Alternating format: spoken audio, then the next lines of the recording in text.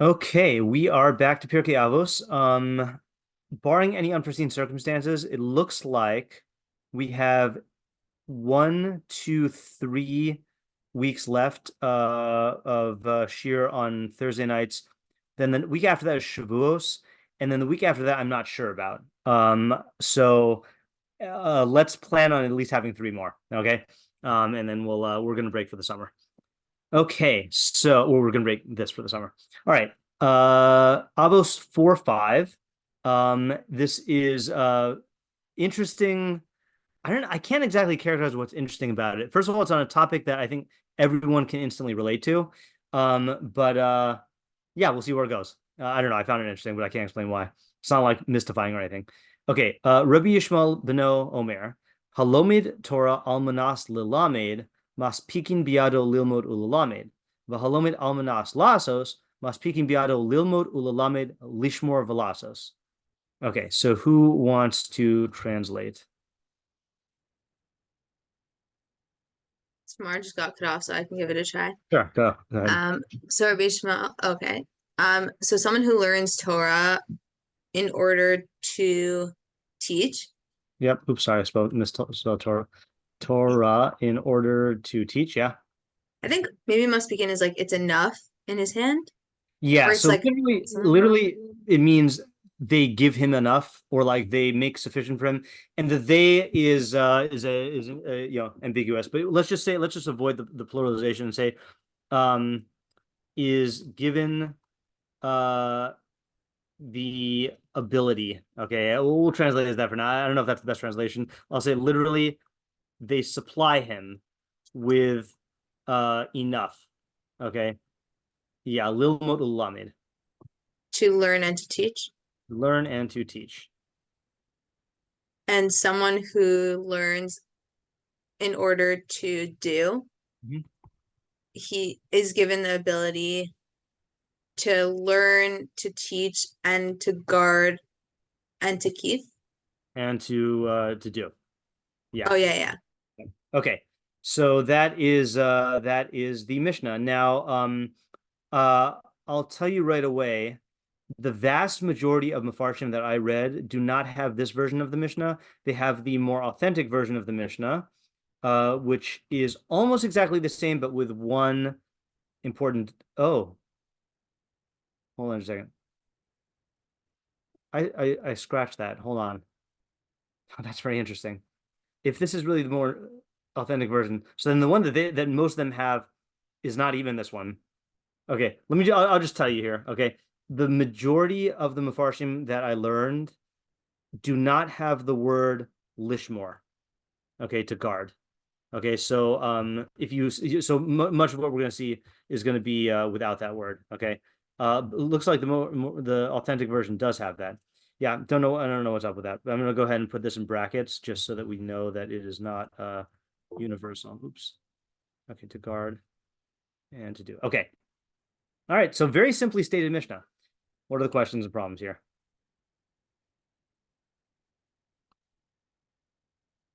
Yeah, Alex. A question that I feel is obvious. Is it actually true? There are plenty of people that can learn something Oh, to do. okay. Have teachers. Is it actually true, right? Aren't there lots of counter examples? Okay, and yeah, and I don't know if this is what you said, but learning in order to teach. There are a lot of people who learn in order to teach, but they don't teach well, right? It does not seem they're given the ability to learn and to teach. Okay. Yeah. All right, Lauren. I guess like a definition question, or like what's the difference between the two? What does it mean to almanas lamed and Okay, right. So what is the meaning of uh lomid al lalamid and lomid al minas lasos, right? Yeah, actually what I'm gonna do, since so much of this is definition questions, I will just break these into separate um questions. What is the, because I think there are some sub questions here. What is the meaning of lomid, oops, sorry, lomid al minas lasos? Okay, can anyone just, I guess, elaborate on I feel like we can just get a little bit more breakdowny for these questions. I guess like for the like teaching, like you're teaching, you're learning, sorry, in order to be taught, in order to teach. Is that like the only thing you're learning for? Is that like what it means? Okay. I guess. So And is this, yeah, that's a good question. So let's say does al minas mean that this is the only reason you're learning, or the primary reason, or is it I guess, yeah, I'm gonna actually, yeah, this is the challenge here, is to define the questions. I'm gonna actually ask what you said earlier. Let's say, wherein lies the difference, or I guess, what is the difference? What is the difference between these two types of learning? Okay, in other words, is it just motivation, or does it actually change the character of the learning itself? Yeah, Tamar? Similarly, like also, what about other motivations for learning? I mean, I know it's maybe Okay, it's not right. it, but like, what about learning for learning? I feel like that's the main thing. Right. Okay. What about, yeah. Okay. Actually, I wanted to ask that yeah, actually, I'll ask that as a separate question. What about other motives, especially learning in order to learn? Okay. Like, is this person given the ability to learn in order to learn? Patterned like the others, or is he not even given that?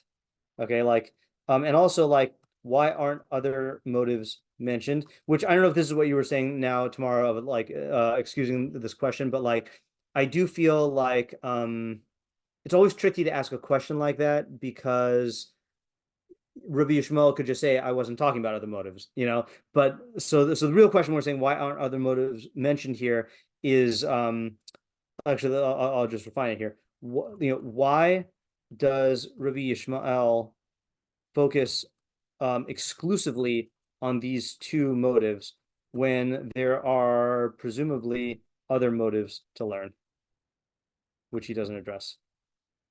Okay, Alex? On the topic of like teaching, is it a specific like audience they're trying to teach to? Like, is it a layman? Yeah. Is it, like that makes So, does it matter whom he is trying to, wait, whom? Teaching him. Yeah, he is trying to teach. Yeah, that's good. Ayala? Who is this ability given by? I mean, I assume Hashem, maybe, Right. or like, is it a natural thing? Yeah, so let's say, let's just expand that even more, which is, what is the mechanism of maspikim biado, right? Like, how does he get this ability, right? Is this natural, or hashgacha pratis? Yeah, Lauren? it's kind of like how will learning to do give you the ability to be able to teach? Because you're learning, seems like you're just learning to do. So Okay, right. Okay, why good. would it be that Okay, it good. gives you the ability to So, teach? yeah. Okay, so why does learning in order to do also result in being given the ability to teach, right? That's not his focus. Why would, like who's to say, maybe he just maybe he's not a gifted teacher. Yeah, Tamar? What's the scope of the Torah that this is talking about? Yeah. Yeah, where do I want to put this here? Yeah, let's put this at the top here. What is the scope of Torah in this context? Okay, and by that, do you mean, like, is it just halacha, as Yeah. implied by, la'asos? Is it all of Torah? some, is it case by case? Like, for example, what if I learn in order to do in the realm of, tzedakah, okay? But in the realm of korbanos, I learn in order to teach. Okay, so this is like, what is the scope of the term, and like, what's the scope of, I guess, what's the totality of that? This actually might be a separate question. I'm gonna make them into a separate question. Is this case by case? Yeah. All right, Alex. It says learning Torah specifically, but is this like Oh, that's know, good. other learning as Yeah, well? I'm actually going to add that onto tomorrow's question. Okay. Is this limited to Torah? Or can it encompass chokhmah and other types of learning? Yeah, tomorrow. I was going to ask what's meant by lasos, but I guess maybe it means like doing halacha. But I guess what's the alternative? Yeah, that's what I was hoping someone would ask. Yeah. What is the alternative? Okay. Yeah, what is the alternative, right? Learning, like, to not do. And then the other question is like, and is the first clause talking about someone who is not learning in order to do? Okay, And elaboration on that also. Yeah, sure. Like, okay, so we haven't defined exactly what this means, almanas lasos, but if it means to keep halacha, then you would hope that anyone who's reading this is interested in keeping halacha, and so then there shouldn't be any distinction there. Okay, right. Yeah. So if it means learning in order to keep halacha, aren't we assuming that those who are reading it are keeping halacha already? And if so, what does this add? Also, what is the alternative? Yeah, Ayala? Maybe this is just like because I'm not familiar with the language, but the language of like they supply them with enough sounds weird to me because I don't think of like knowledge as something that like you need enough of in order to like divide between like that like kind of he'd run out if he doesn't have enough to teach and learn or whatever. So like, why that language? Right. Yeah, I don't exactly. I'll tack that onto the question of, do we ask what is Amos speaking? Yeah. Why phrase it this way? Yeah, I wish I knew a better word phrase in English to say it. I just want to see how they do it in all Torah. Let's see, mishnah. Pirikei Avos, Daled. They say granted the ability. Yeah, granted the ability is it doesn't quite capture the phrase of sipuk. Sipuk means like to be given what is sufficient.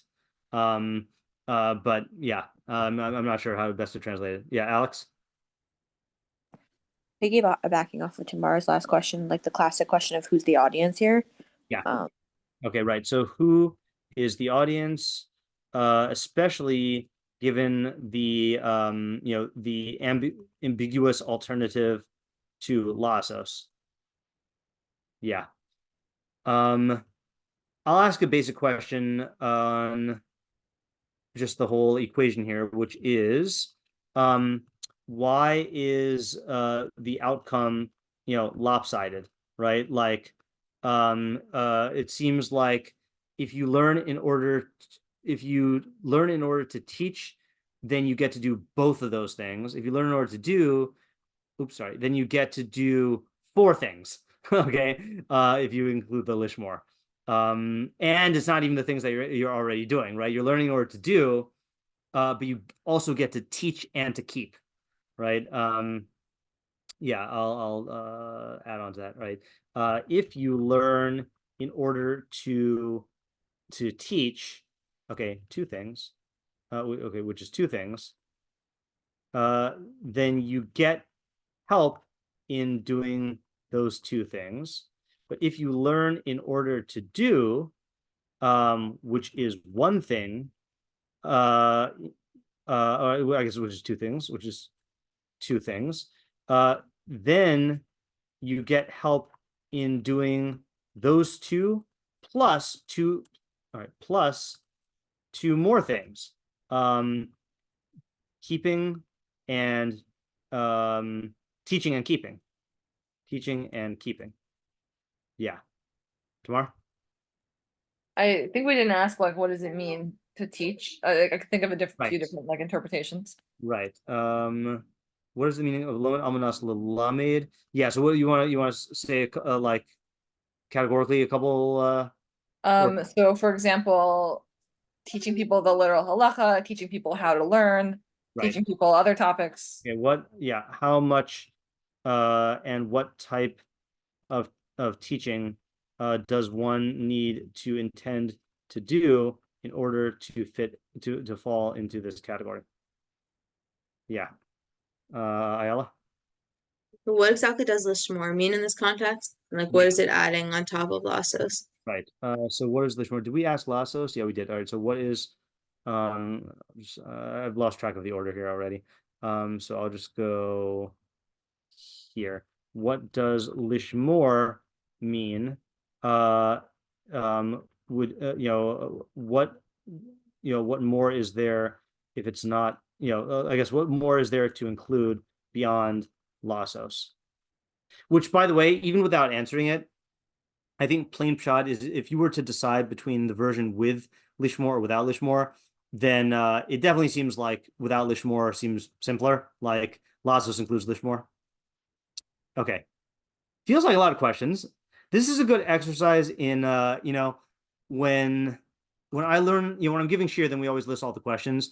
But when I'm learning b'chavrusa, we don't always list all the questions. And so when I sat down to learn this with Isaiah, we did not list all of these questions. But I can see how this is very beneficial to do this. I mean, now my mind's really going. All right, so let me painstakingly put this into the chat and change all the numbers as is my custom. 5 through 8. Changing all the numbers. 5, 6, 7, and 8. And then one more shipment.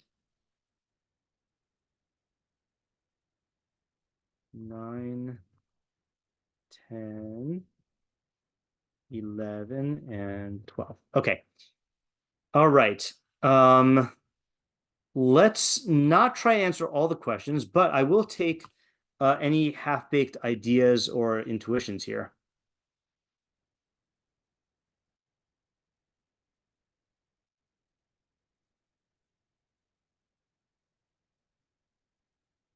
It's funny. I came up with an idea immediately when I went over this with Isaiah, and when I was preparing for shiur tonight, I could not remember it.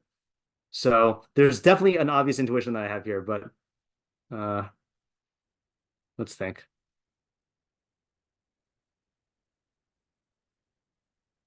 Yeah, all right, I remember it now. But if anyone wants to share.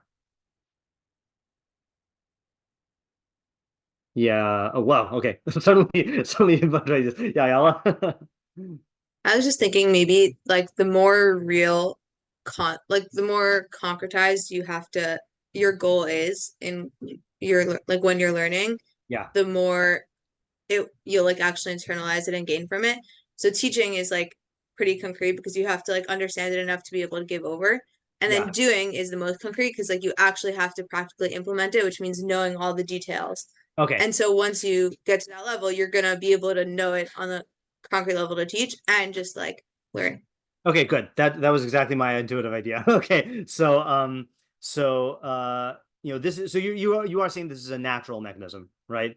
This is a natural mechanism that the more concrete your goal, the more your learning will force you to get it clear.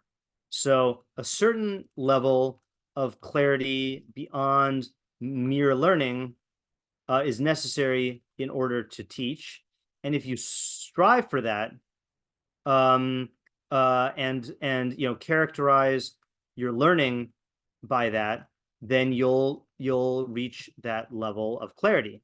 Okay. But if you're learning in order to implement I guess if you're learning not only in order to teach, right? I assume the way you're saying it is like it's not, in other words, it's not like learning in order to teach versus learning in order to do. It's learning how to teach in order to teach, or learning in order to teach and to do, right? Like it's even, or is that what you're saying? Or, I guess so. Yeah. I mean, I think, but I don't know. I'm just thinking about it now. And I feel like if you're learning to do, yeah. then you may still run into all those like practical considerations that you'll have to understand. And then you will be able to teach it. But Okay, I see. Right. Okay. So if you're learning in order to implement in the real world, that will force an even greater level of clarity, like, and reality, which will equip you with the ability not only to do it, but to teach it. Yeah, I'm gonna give an example of this that I've mentioned, I'm sure I've mentioned before, but when I was in graduate school for Jewish education, the first half of my like courses I took before I was a classroom teacher, and so it was all like book learning and just abstract thinking. But then the second half of the graduate school courses I took was after I was already in the classroom as a part-time teacher, and it was night and day. Like it was like you could read all you want about classroom management or about testing or about like differentiating education, but until you actually are forced to do it, it's just like it's almost embarrassing how it's just theoretics, and like it really forces you to get it clear. Similarly, to compare this to the first level of people who learn in order to learn, this is something that I have experienced, I've witnessed, and this is not true in every case, but when I was in yeshiva at YBT, that was still a time when people went into education. Okay, that trend has kind of been low lately, but like we had, I had, I looked up to all of the great YBT Rebbeim who were educators, Rabbi Fox and, Rabbi Bald and Rabbi Moskowitz and Rabbi Zucker and, like these great, minds and great teachers. And what I found is there were a lot of great minds, but the great minds who just learned, when I compared the minds who were just learning with the great minds who taught, the ones who taught were so much clearer, because they were just on a day-to-day basis practicing, like taking the level that of knowledge that they're at and then trying to see where the student is at and then bringing the student up. Whereas the people who just learn for the sake of learning don't have to do that. So like they can just be contented with whatever level of knowledge they have in their mind. So I think that's like a really good good explanation. Okay. Yeah, I think this is exactly what I was thinking. I have a question Yeah, about this idea. Yeah. So I guess like I do see how like when you're learning to teach something, that forces you to like have a greater knowledge of it, because people might ask you questions and you want to like make sure you really understand the topic before giving it over. But learning to do, when it comes to halacha, I understand because you really need to know what to do. But I guess I'm kind of wondering, like if I'm learning Navi or learning Chumash, is Right. it I could learn the ideas to apply in my life, but I feel like if I'm not learning to teach it, I still might not retain it so Okay. much. You know what I mean? Okay. I might be hearing two questions in there. Okay, so one question is I understand how this applies to halacha, but what about non-halachic subjects? That was the first part of what I heard. And what other part of your question am I missing? I guess like if it's not halacha, then how is learning to do better than learning to Okay. teach? Because I And feel like if I would learn better to teach. okay, I right. would learn it better if I'm learning to teach it versus just learning to do it, to Okay. apply it to my life, I guess. Yeah, and if it's not talking just about halacha, then how is learning to do any better than learning to teach? Yeah. Okay. So one thing I'll answer here is certainly I would say that based on Ayala's interpretation, this does extend to any kind of learning which is able to be implemented, okay, or applied. All right. So and application could look different in different ways, but like, if I don't know, let's say you're learning architecture, okay? So there's different levels of application. You could learn architecture and then actually like be designing a building.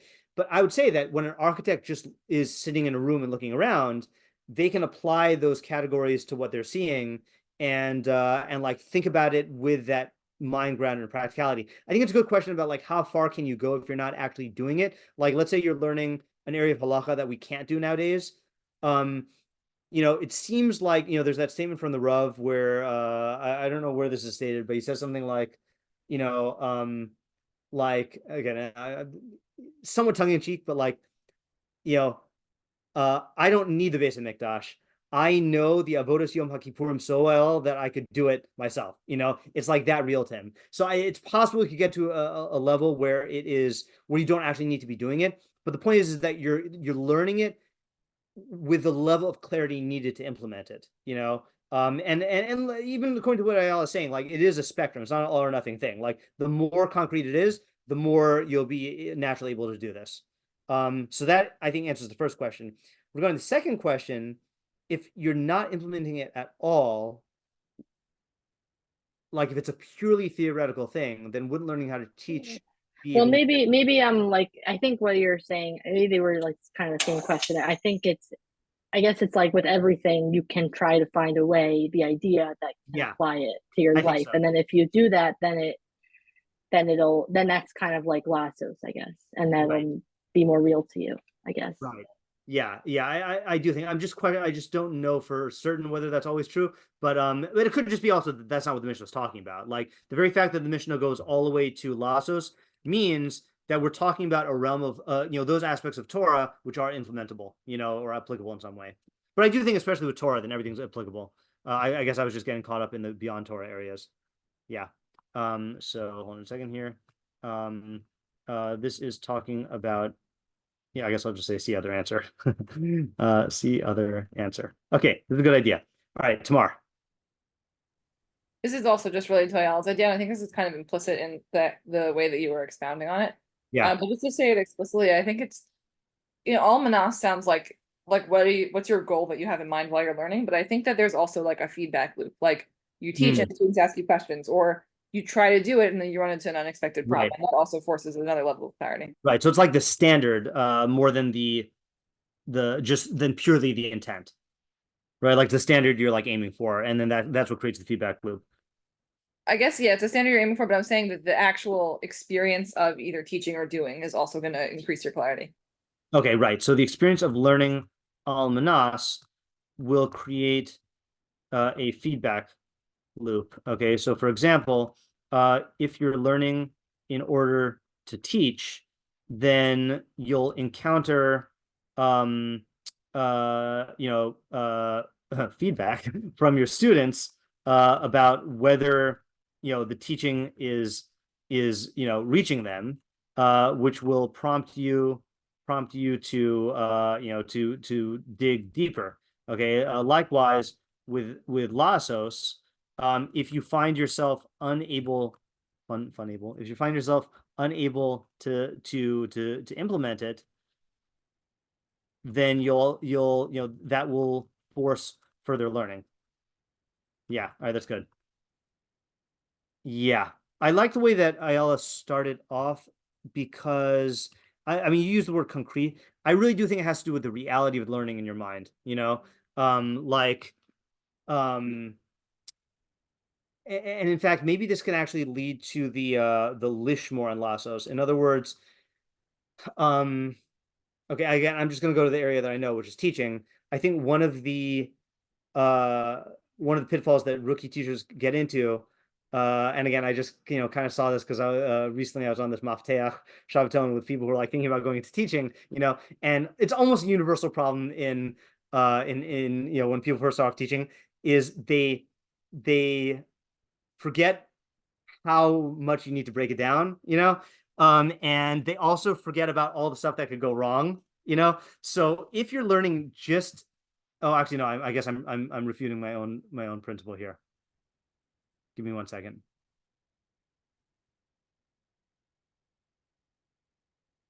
No, never mind. Let me start on a different angle though. What would be a good example of this? if you are learning in order to teach, you can remain on the theoretical level. But once you get drawn to the practical level, then there's a subdivision, which is how to implement what you are learning, and then how to guard against things that could inhibit your implementation. Like it does branch off into things. It's not, there's no such thing in the theoretical world. There's such a thing as perfection, but in the real world, there are, there's no such thing as pure implementation. There's the doing the art, and then there's the stuff that can go, that can impede it. So again, I personally like the way without lishmor, but if you're going to say lishmor, then you could divide it. Okay, yeah, Ayala. Okay, two things. The first is I feel like I always thought of it as like the other way around, that learning in order to teach is like the optimal way, because when you do that, you don't have to just like, I mean, you have to be able to take a step back from it and like turn the material around in your head and look at it from different angles in order to like give it over. Whereas like to do, you kind of just have to see it one way and implement in that one way. Maybe it's because like my idea of like to do is like, I don't know, not sufficient. Yeah, so that's, I think, why I was tempted to say that you're supposed to read the Mishnah as, if you learn merely in order to teach, then must speaking be able to lilmod olam. If you learn not only to teach but also to do, meaning like it's a further level of development, then it would include all this. And I realize that the weakness of my argument is it doesn't say that. Is there a way to get this if you are, because like. Yeah, meaning if you are learning in order to do, like my dad always said, when he was an anesthesiologist, the vast majority of stuff he learned in medical school is totally unnecessary in order to do anesthesia. So if you just learn, and and like the question was, why do certain things in medicine really are, like my dad used to say, it's like a glorified like handyman. Like certain things, like if you just teach someone to do the procedure, they don't need to know organic chemistry. The people at the top of the field do, or like maybe in corner cases you do. So that's one of the problems of learning guided by practice, which is that it could keep you narrow. Whereas if you're learning in order to teach, you're trying to like get the entire subject. Is that what you're saying, Ayala? Like yeah, tomorrow.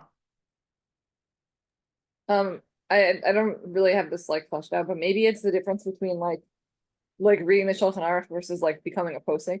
Okay, so funny you should mention that, because that's what the Rביno Yona is going to say. Okay, all right. So I was not sure which order to do this in, but I'm going to start off. Yeah, I only want to add something before we go on. Yeah, just one more idea that I was thinking about is like accountability. Like these are increasing levels of accountability. Like Okay, that's being good. able to teach is one thing, but then being able to do, if you're doing properly, it'll like really hold you accountable. Okay, that's good. Also, these are levels of accountability. Okay, doing is a higher level than teaching. Yeah, Alex. Yeah, that just made me really think.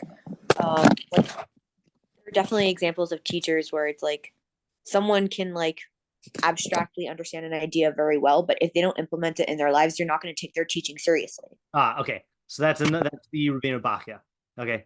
All right, good. All right, so we got two Rishonim locked and loaded. Okay, so I'm gonna actually start with a Sforno, because almost as a foil, because I love Sforno, but I did not really see ideas emerging from this, but it's kind of like the baseline. Okay, so if we get ideas, that'll be even greater.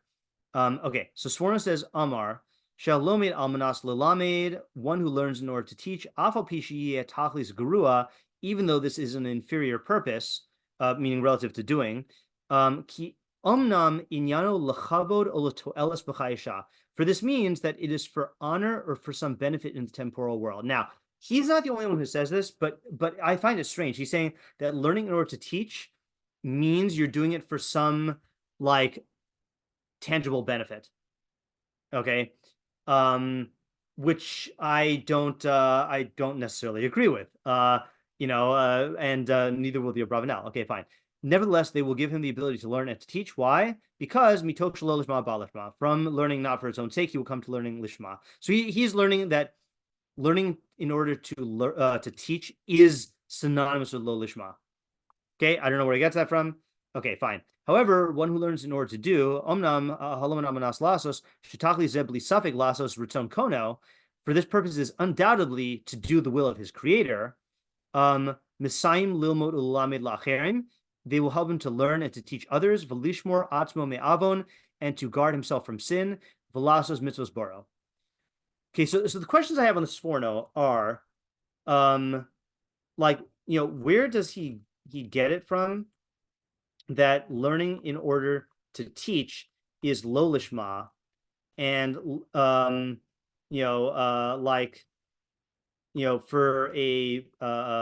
honor or benefit. And then also, likewise, where does he get that learning in order to do is lishma, right? I mean, can't people learn in order to do also for honor or benefit? So I just don't see where he's coming from, okay? But I just wanted to read it just to have it on the side burner, okay? But now let's go into the first one where we're going to see interesting idea. Okay, Meiri. Rabbi Shmuel ben Rabbi Yochanan ben Broka Omer Halomin Almanas Lil Mod v'Chulei. So one who learns in order to teach, Rotzalomer Shadato v'Kavanaso Kishihu Lomed Sha'achar Hishlimo Atzmo Yihi Mashpia Mechachmaso Lizulaso. So he says his intention when learning is that after he perfects himself, he will influence others from his wisdom. Now, I don't think this means like when you become completely perfect, because obviously that's not a attainable thing. So it means like after in this particular area you perfect yourself, you influence others, or you literally mashpias, you pour out onto others. And Hashem yisale gomalehu shiyastig lemuvu kasho. Hashem will reward him by granting him his desire. That's what it means that Hashem he's given the opportunity or the ability to learn and to teach. V'chein halomin almanas lasos. So too one who learns in order to do. L'kayim hamitzvos ulahashpia lezulaso gamkein. To fulfill the mitzvos and to influence others to also fulfill the mitzvos. Maspikim biado b'chol muvukashav. He's also given all of his desires. Umro maspikim biado lilmod ulamed v'lasos. V'chozeh azhara. So in other words, plain shot is if you learn to teach, you'll be given the ability to do that. But if you learn in order to keep the mitzvos and to influence others to keep the mitzvos, then you will be given the ability to do both those things.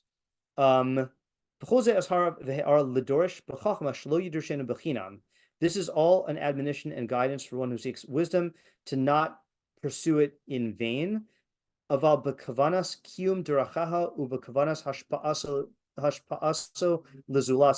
with the intention of upholding its ways and imparting it to others. This is the ultimate level of perfection. So the Chacham said that I don't know which, this is a book of quotes. The beginning of wisdom is silence. Vashenis, the second step of wisdom is ha'azana, is listening attentively. Hagimel, kiyuma, is practice. And the fourth one is limuda, teaching, which I think the footnote guy says that doesn't seem to go in line with what he just said, because it seems like practice should come after teaching. Okay, and in fact, I think footnote guy also maybe said that there's a different version. Maybe I didn't copy that. Hold on. Must be the.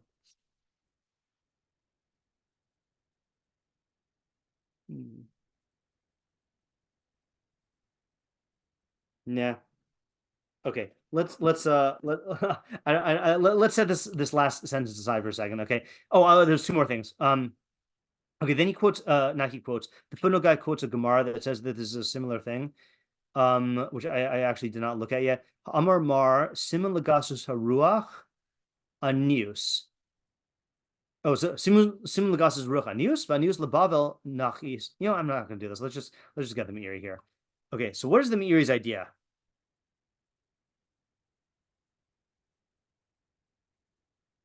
Or how is he answering our questions?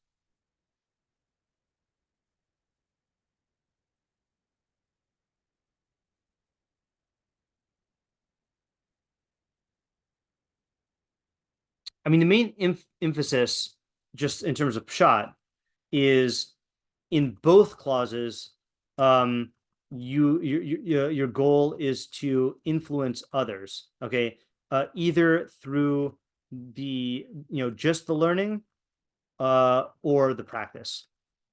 Yeah, Ayala. Maybe is he saying that like the perfection of learning is that like it's not just like an intellectual pursuit, but it has to like culminate in first of all wanting to share the wisdom, which I don't exactly know what that step would be, but also in wanting in like implementing it. Yeah. Like it kind of reminds me of the idea of like just a philosopher who's like sitting in the academic world, but like Right. living a really immoral life isn't anything.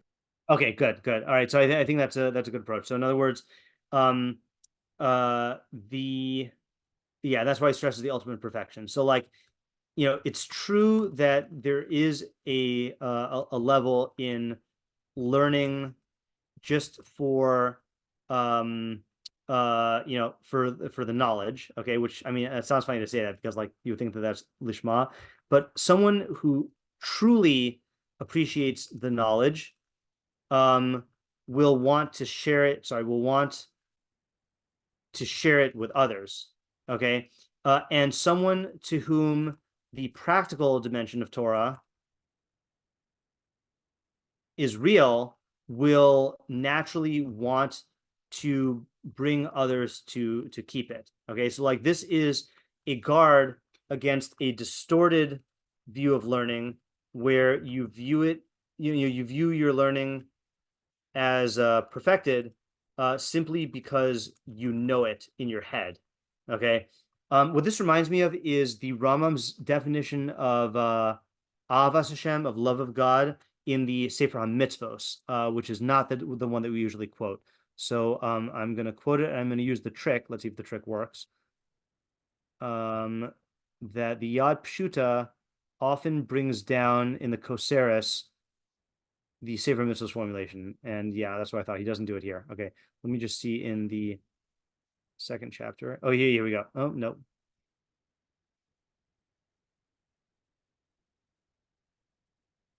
Oh yeah, here we go. Okay, so this is his definition in the Sefer Mitzvos, mitzvah number 3. A mitzvah hashlishi. So the third mitzvah, hu atzivu needs to be al ahavaso yisale.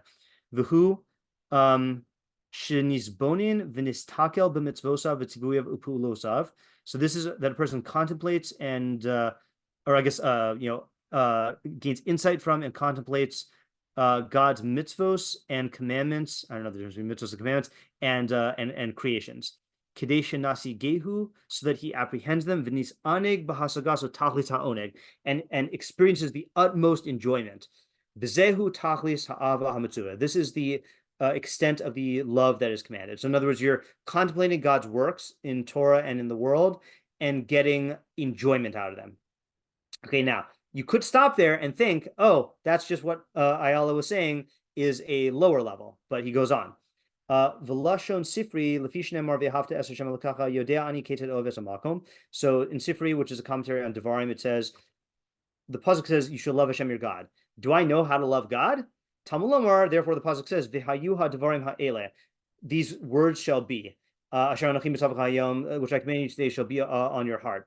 Shemitoch kach ata makir es misha amar v'haya ha'olam. That through these words of Torah you will recognize the one who spoke and the world came into existence. Hine biarnu lecha, we've explained to you, ki bihisbonus tusag lecha hasaga, that by engaging in this contemplation, then you will get this apprehension, you'll get the concept, v'yimtza hatanug, and you'll find the enjoyment. V'az ti ha'ava behachreach, and then the love will follow on its own. V'kvar amru shemitzvah kolelas, here's the part I want to get to.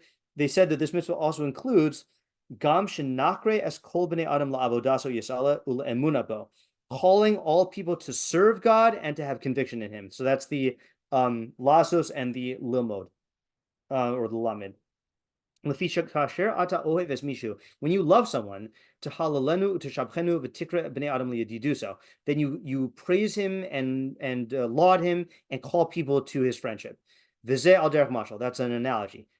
So too, if you really love Hashem, from what you have understood in recognizing His reality, then you will without a doubt call the simpletons and the ignoramuses to the knowledge of the truth that you have known. V'lashon Sifri, this is what it means in Sifri when it says Ve'ahavta es Hashem, you shall love Hashem, ahavehu al brios, make him loved by people.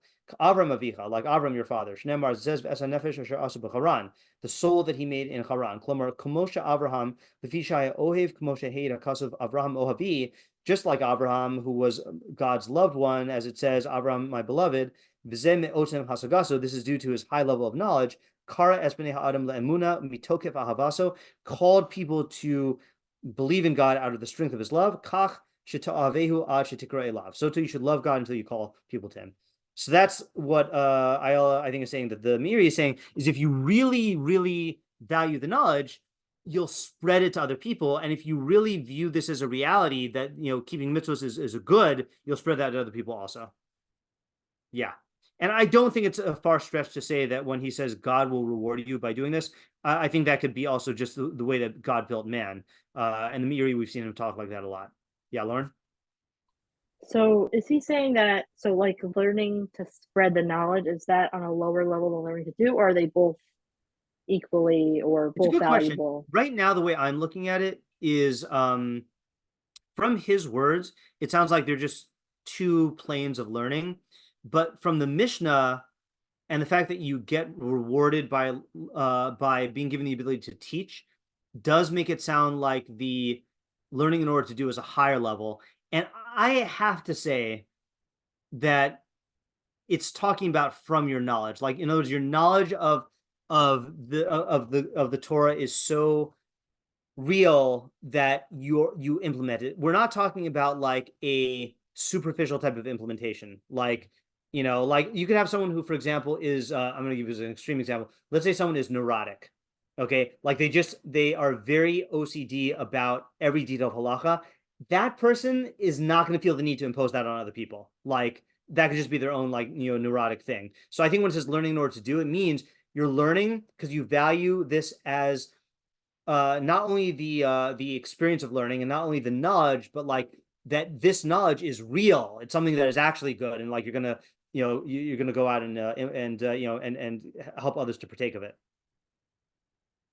Okay, so that's the Meiri. All right, I think that's a good idea for the Meiri. Anyone have anything else to add? Okay, next is the Rבינו Yona, who I said is like one of you. Okay, I forgot who said remind me of the Rבינו Yona. So he says like this. So he has a different girsa of who this is. Rabbi Shimon Beno. Amar Hamati Lefnina Girsa Rabbi Shmuel. Okay, fine. So whoever says this, Halomit Almanas Lilamin. So he says, Chas v'shalom, she is medaber belomit almanas lilamid v'lo lasos. Heaven forbid that this refers to someone who learns only in order to teach and not to do. Shezeh ein maspikin biado lo limud lo lilamid. This guy is not going to be granted the ability to learn or to teach. Ella almanas lasos iser veheter kamash ma'o. Rather, it means that he is learning in order to keep halacha superficially. Okay, according to the superficial reading. Okay, like someone said earlier, yeah, like just to read the Shulchan Aruch. Okay, as opposed to what? Velosh yitrach via ayin harbe. Not rather than toiling and analyzing excessively. Ulai yimtza isr b'devarim hamutarim. Maybe you'll find a prohibition in the things that are mutar. And he just takes things on the surface level. And because of this, and because of this, he will only be given the ability, according to his intention, to learn and to teach. Okay, now I don't quite get that last part yet, but I want to read the second paragraph. His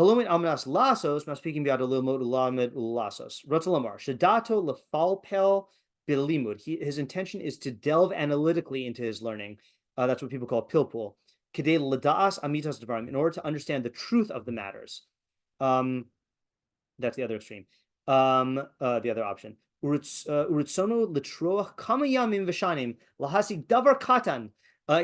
toil for many days and years in order to get one little thing, and to conduct himself according to the truth. That is really learning in order to do.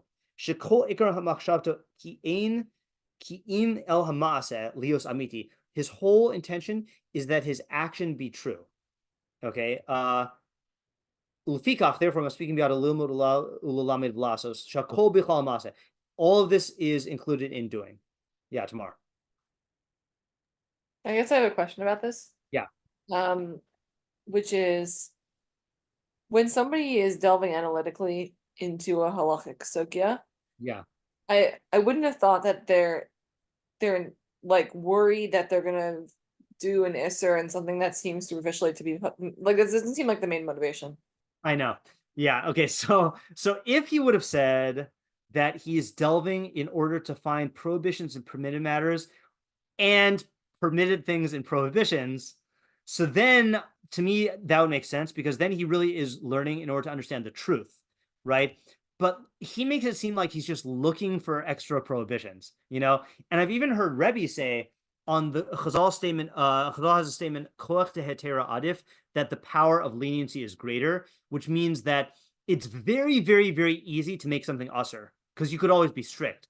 But to make something mutter, you really have to fully understand all the parameters of the isser and like look for all the arguments and stuff like that. So to me, it would work out a lot better if he said to find usser stuff in the mutter stuff and mutter stuff in the usser stuff. Yeah, Tamar? Yeah, right. And I guess also like when somebody is deeply analyzing halacha, are they really mainly focusing on what they're going to do practically? Like maybe this issue is not going to come up, so then do they have to not learn it? Like the idea that his intention is his action is true. It seems a little bit like too narrow. Okay, so that part I can I think I can answer, which is going to get to the main idea here. First, I just want to give one example of this, by the way.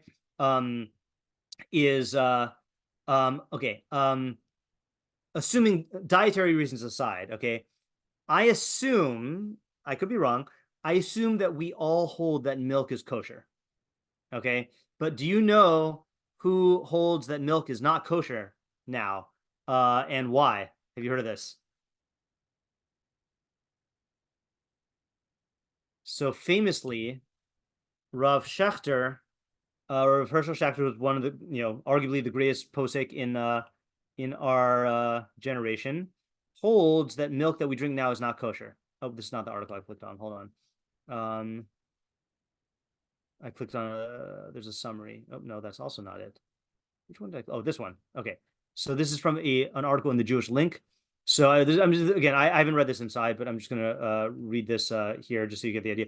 Rav Hershel Schachter famously questions the permissibility of all contemporary commercial milk, but the overwhelming majority of poskim, including Rav Asher Weiss, disagree.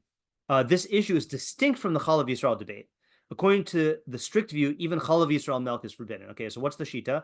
Rav Hershel Schachter notes that we may drink milk because most animals are kosher, meaning most cows are kosher. Thus, we may assume that the milk emerged from the majority, the rove, of the animals that are not treifa. Okay, so there's a principle generally in halakha called kol de parish meruva parish, which means that anytime you have a mixture, a quantitative mixture, like of discrete entities, with a majority component and a minority component, and then you get a one of them that separates, you can assume it came from the majority. So Rav Schachter said that this only applied in pre-modern times when people milked an individual cow, which due to rove, we may presume is kosher. However, a milk container's contents nowadays come from dozens of cows. Rav Schachter argues that regarding one cow, we may assume rove, but you cannot rely on rove from many cows. If you have milk mixed from many cows, there's a statistical probability that some milk comes from a treifa animal, treifa meaning that they have some sort of internal illness that is fatal. There is no rove because most of the time a milk container nowadays contains treifa cow's milk. Okay, now again, many, the majority poskim hold that it's fine, but this is an example, I think, of what Rבינו Yona is talking about. Is I'm sure Rav Schachter, went through a period of life where he drank milk, and then he looked into the sugya, and I'm sure he looked really hard. I'm sure he really looked, he knows halacha more than anyone, looked all over, and is absolutely convinced that milk is usher. Okay, so that's like an example that I think you should have in mind for the Rבינו Yona. Okay, but now there's the question about like what kind of model of this is this to like look for isser, and Tamar's question of like, is that really, how do you put it, Tamar? You put it really well. I guess I was saying that this seems like too narrow of a motivation from what I would think this is. Like, if your intention is that your action is true, that sounds like it only applies to like a halacha that you're going to do that could be usher or motzir. Right. And that if seems to be written there. if your intent is so that your action is true, this would only seem to apply to a halacha that you're going to implement.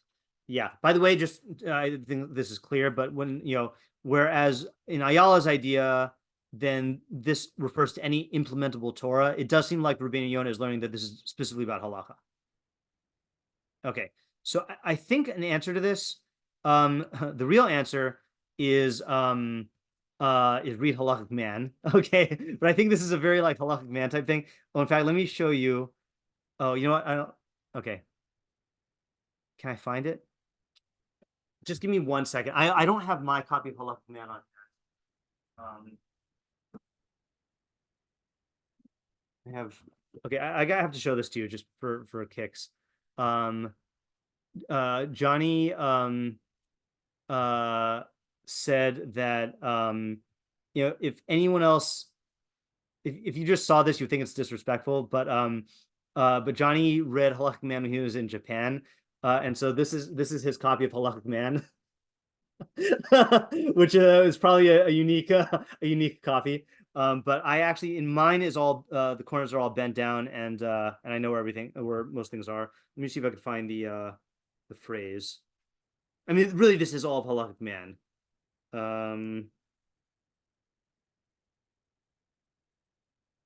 Okay, here, maybe I just found it.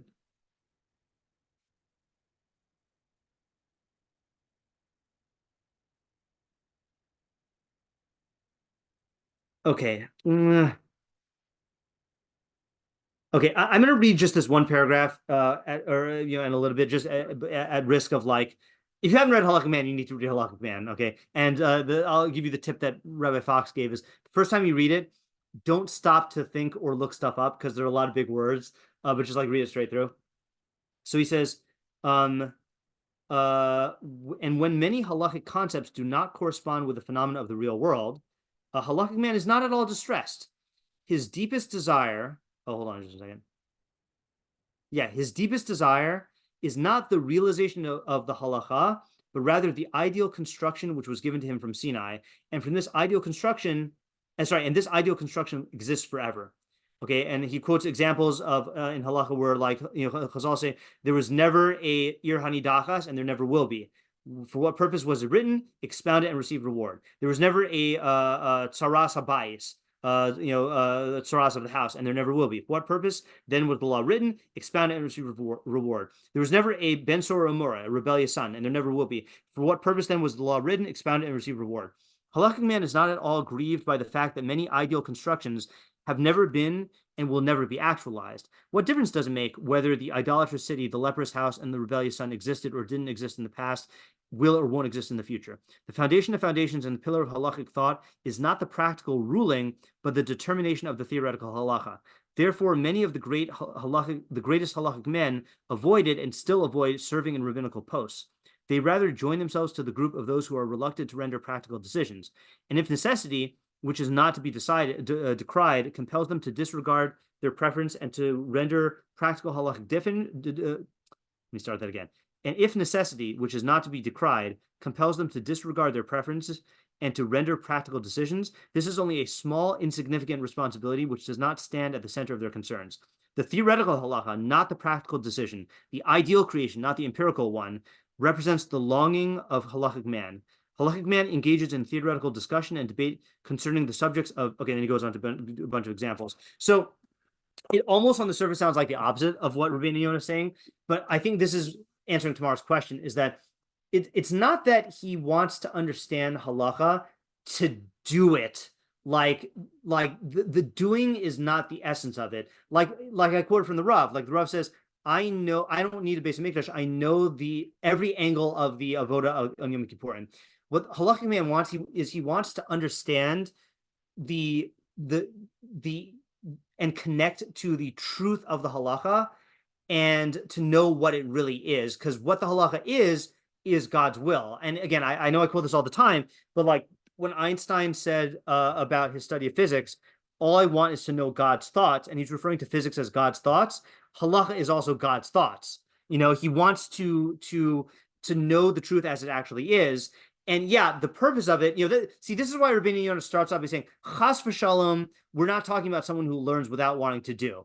Everyone here in both clauses of the Mishnah wants to keep halacha, but there's two ways to keep halacha. There's like, you skim the halacha summaries, and then you just like rely on that, or like you rely on halacha by osmosis, or you just rely on your memory and you don't actually look into it. Or no, you really want, halacha is God's will, and you want to know God's will to the greatest extent of your mind. You are a Tzelem Elokim, a truth-seeking being, and you want your relationship to halacha to be an expression of your knowledge, and to keep that, and to connect to the to connect to the divine will. And in order to do that, you have to delve into it and know it well. And I think maybe you could say, even if that means that you're going to encounter things that are usser that you didn't know about before, that maybe that's why the Rבינו Yona only highlights that side of it. Yeah, if you find out that things are mutter, then that's great. But like, you're risking finding stuff that's usser that you were not keeping as usser before. Yeah, Lauren? Yeah, I think going on this last point that you were saying, I think like that's why the Rav Shechter thing with the milk thing is such a good example, because most people, why would you even think to question whether milk is usher? Right. Like, it's just milk. Everybody drinks milk, like, of course. But because like Rav Shechter wants to live totally in truth, and he has the whole, system of halacha in his mind, and is all trying to figure it all out, he Right. can't not live in truth. Like, Exactly. so Yep, that's a great way to put it. Right. So I'm just going to summarize this then. So the main idea is both clauses talk about someone who intends to keep halacha, but the first person here's how I put it. Okay, the first person keeps halacha not as a human, but as an obedient animal. Okay, he does what his master says without really understanding what his master means, and fully grasping the significance of the command. That's not useful significance. And I'll say, for him, as long as it's actionable, that's all that matters. Okay. But the second clause person wants to live in the world of truth. Okay. To know God's thoughts in halacha, and to realize that in his life, ideally in action, but even just in his mind. Okay. So like, for him, he's living, he's keeping halacha like a Tzelem Elokim. Yeah. Okay. And that's the, I think this is the idea behind, okay, look, I mean, let me put it this way. Like everything in Pirkei Avos, you do need to know whether you're on this this level, or whether like there are more basic things like I I'll say this on the recording, but for those who have been in YBT, there is a minhag in YBT of on Sukkos with the Arba Minim to fulfill all the different opinions about waving right? Is the if I remember it correctly, I'm not even gonna try to do it, right? But it's like back, it's like a whole hokey pokey, So I used to do that because I was the minhag the yeshiva, and I asked my rebbeim early on, like, why are we doing this, And they said, that generally speaking, if a stringency is easy to do, then why not do it, And I had heard that in conjunction with Rav Chaim Soloveitchik, who would keep stringencies out of the love of halacha, like the Rav was describing, like he would, okay, I'll give you another example. Okay, it's like, and I don't even know if this is something that people know about in yeshiva, but on Pesach, okay, then most people are under the impression that the time you do the mitzvah of matzah is when you say Asher Kiddushan b'mitzvos avitzivana al chilas matzah, and you eat the matzah before, at the beginning of the meal, right? But Rashi holds that even though you eat the matzah, then the real matzah is the real mitzvah is the afikomen. Okay, so I remember in yeshiva my first year, I asked, what I should do, and the answer I received was, ideally, what you should do is when you make the bracha on eating matzah, you should have in mind that I'm making this bracha and on the condition that all the other Rishonim are correct, that I'm fulfilling my mitzvah of matzah now, but on the condition that Rashi is correct, that I'm just eating this as a not matzah shel mitzvah, and when I eat the afikonen, then I'm really doing it as the mitzvah. Okay, so I diligently did this because that's what my I was trying to do all the things, but then at a certain point in my relationship with halacha, I realized like for Reb Chaim did that because he really appreciated the beauty and the understanding of Rashi and wanted to connect to that opinion and to implement it in practice, and I don't know if Reb Chaim did the whole lulav hokey pokey, but if he did it, it's because he understood this shita, why we do it this way, why we do it that way, what the machlok is, and he was further involving himself in the system by doing it.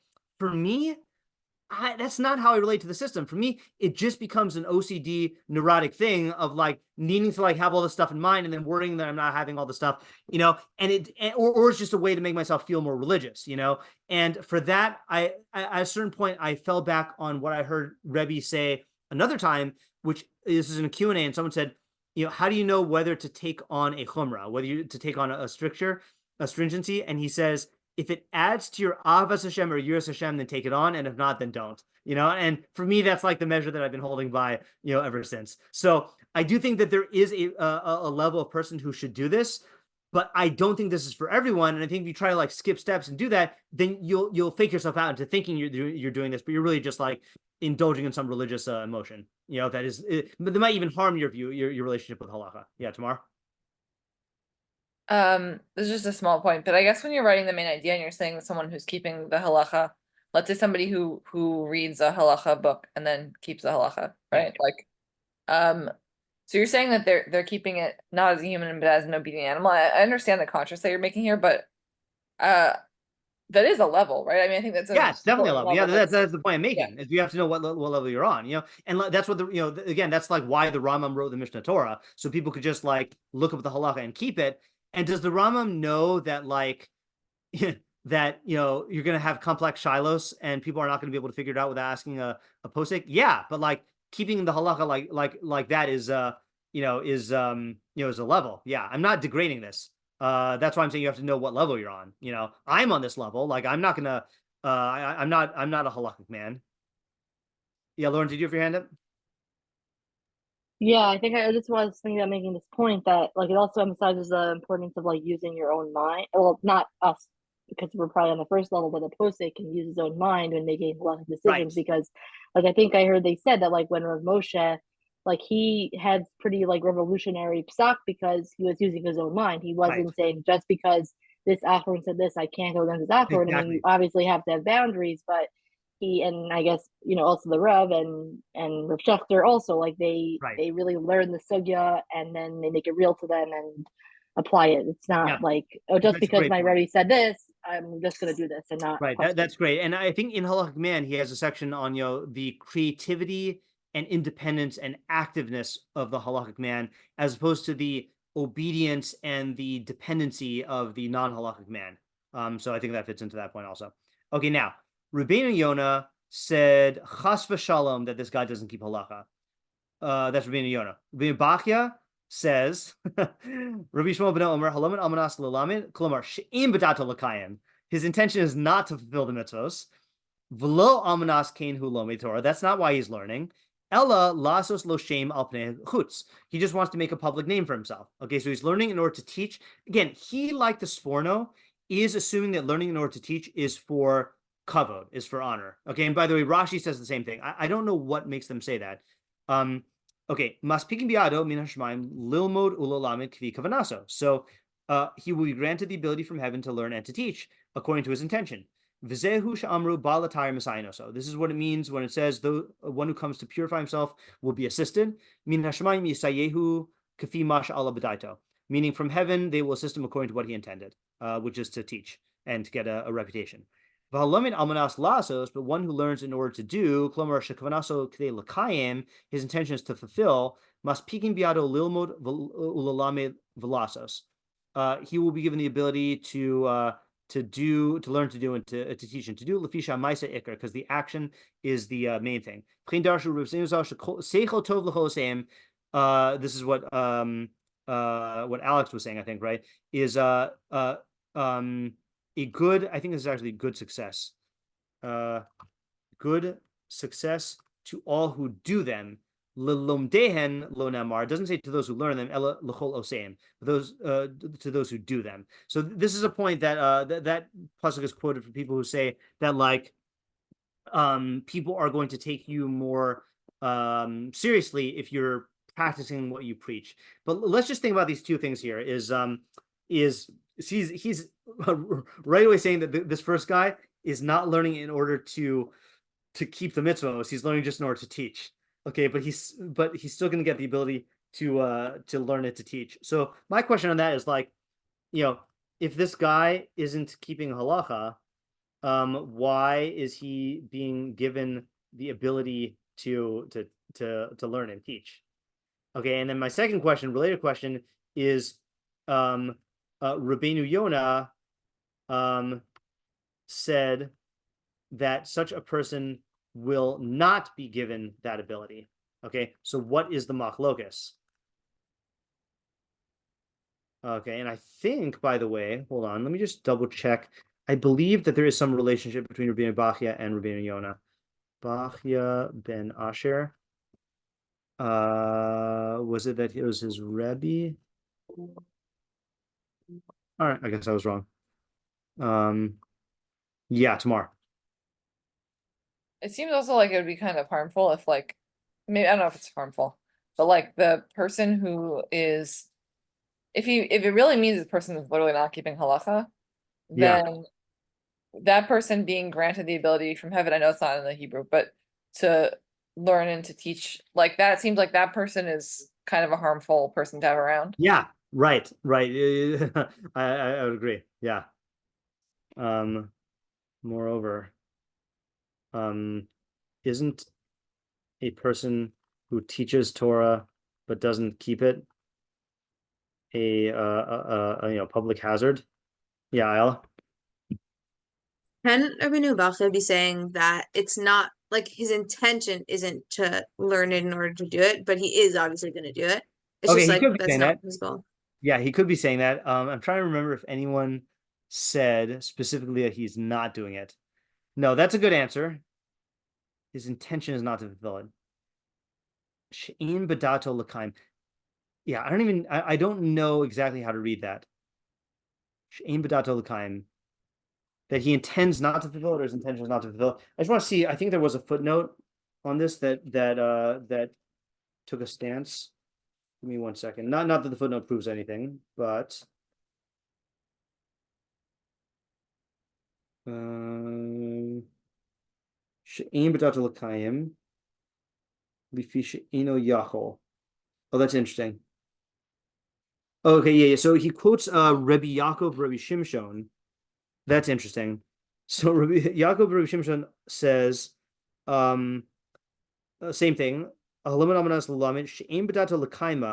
His intention is not to fulfill it, because he can't do it.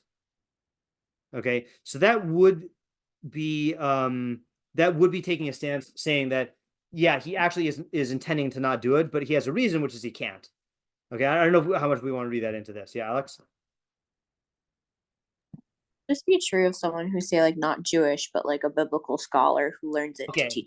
right. I was thinking the same thing. Okay, so I think that's the answer here, which is the the answer to this is it's true.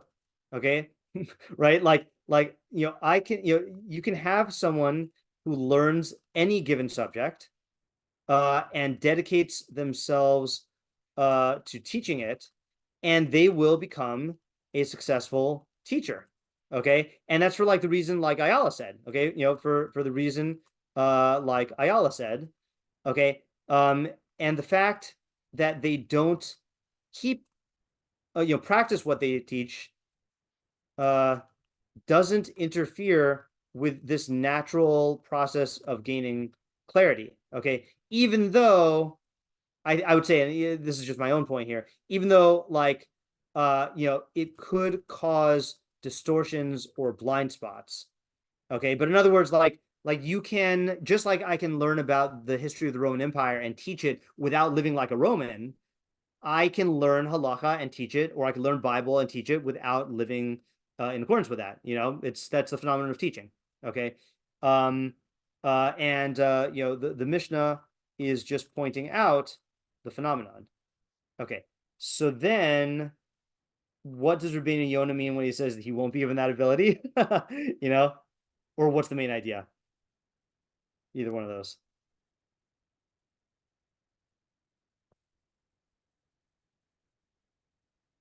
Let's look back here.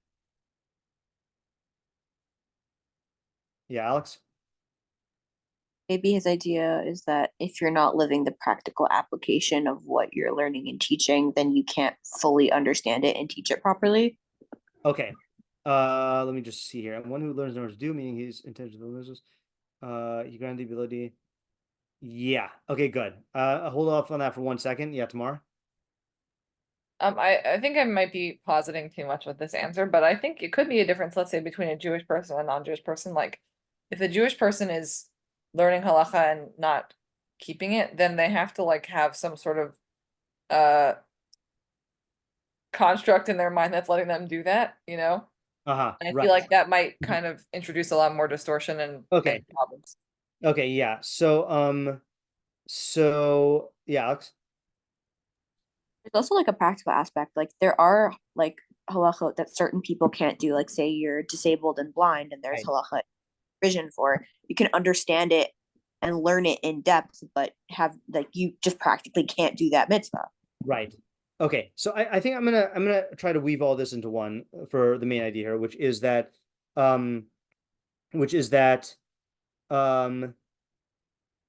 someone who's learning, someone who's learning is not let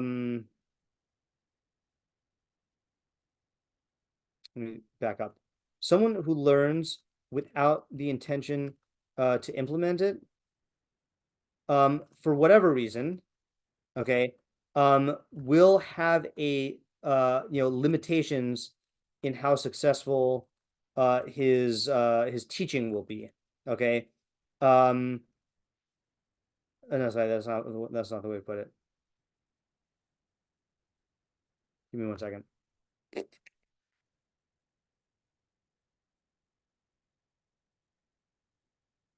Someone say again their idea. I had your ideas, but how does it fit into the words of he'll be given the ability to learn, to teach, and to do? Or maybe just get the unity of the paragraph here.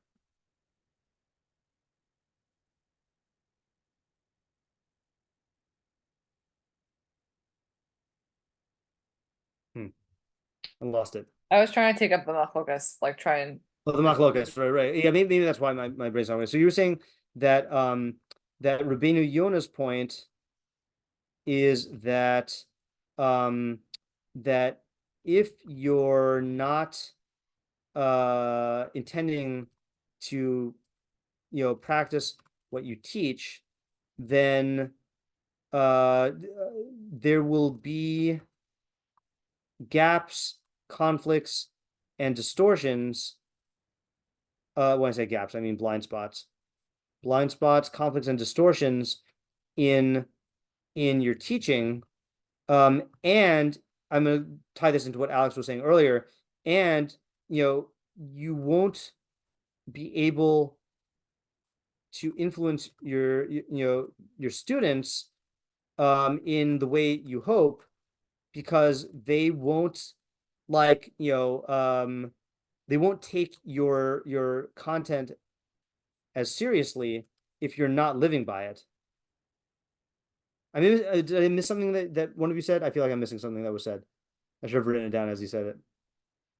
this covers what I said. Okay, good. Alex, did this cover what you said? Yeah, I think so. Okay, good. All right, good. Okay, so I don't know the main idea, and I'm also starting to fade. So I just wanted to read one more thing, and then we'll stop for tonight. So the Abraham has a whole long thing, and I just wanted to get to his upshot. And I kind of was happy when I read this. Not that, it's always good when you find something that like you yourself are working on. So he says like this, and I just this is just ChatGPT's translation. Oh, which by the way, I don't know how last time you checked, but ChatGPT this week is has rolled out the version 4 for the free version now. So that's the one I've been using, which probably means that those of us who pay are going to get the version 5 soon, but hopefully we'll see. But yeah. Okay, so he says we can say that so actually what it's short I'm just too tired. Okay. We can say that Rabbi Yishmael believed that study is primary. However, he saw 3 levels in study. Okay. The first is to learn. The second is to teach and spread Torah to the public. And the third is to write books and compositions, which is the highest level of study. Okay. So oddly enough, he says that there are 3 levels. Okay. And then he alludes to this. He says, Solomon, peace be upon him, mentioned all 3 in the end of Ecclesiastes, saying Koheles was wise. He hinted at the first, meaning learning in order to learn. In the second, he also taught the people knowledge, weighing and studying and arranging many proverbs. He hinted at the second, teaching others, whether through reasoning and investigation according to the material, which is appropriate for students, or through proverbs, for those not capable of grasping the depth, or for those who really like Mishlei. And about the third level, he said, Koheles sought to find pleasing words and to write words of truth correctly, indicating his authorship of books. He, King Solomon, said that although authors of books sometimes take from one another, there is no disgrace or nullification in this, for the beginning of everything is from the blessed God, and all these collections come from one shepherd. He cautioned that each of the sages should do this as best as he can, and this is what he said. And furthermore, my son, be careful of the making of books. There is no end. This means to be careful to make them to the best of your ability, even though you may find much study is weariness of flesh.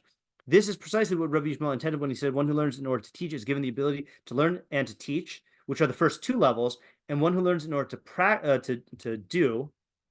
You know what? I think it's to make would probably be better. To make, to produce, meaning to write and compile books in Torah study, necessarily combines all 3 levels: to learn, to teach, and to create his own works, as these levels are necessarily sequential. Okay, so I was very happy when I read this, because this is really the difference between me up until 2020 and then from 2020 till now. Because, well, actually that's not true. I also wrote before then, but I was much more heavily focused on just teaching, but like writing and producing stuff that is available for other people does promote a further level of clarity. And somehow I think this is very similar to what Ayala was saying, that like you can say over an idea, but writing an idea takes a lot more clarity to do, and formulating it and publishing it, like where it's going to be out there for people to see and consult, like that's a different level. And that's why, like, sometimes when people will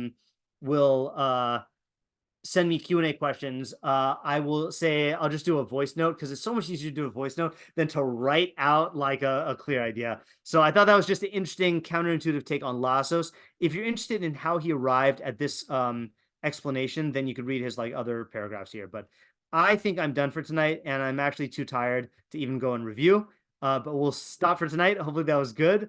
And you got some ideas, and next time we might go down a rabbit hole, okay? Because next time is the Mishnah, where the Rambam goes off on his view of taking money for teaching, okay? And I did this a couple years ago in my Rambam B'Kiyah shiur, but it's his commentary on Pirkei Avos, which is the center. So we might take this up in 2 sessions. We might do one session of normal Pirkei Avos learning, and another session of like in-depth on the Rambam's rant against people who learn in Kollel for money. Yeah. Okay. Have a good night and a good Shabbos, and hopefully those of you who are here in shiur tomorrow, hopefully it comes together. That's what I said last time, but it's really the doozy. We'll find out. All right. Have a good night. Thank you. Have a good night. Thank you.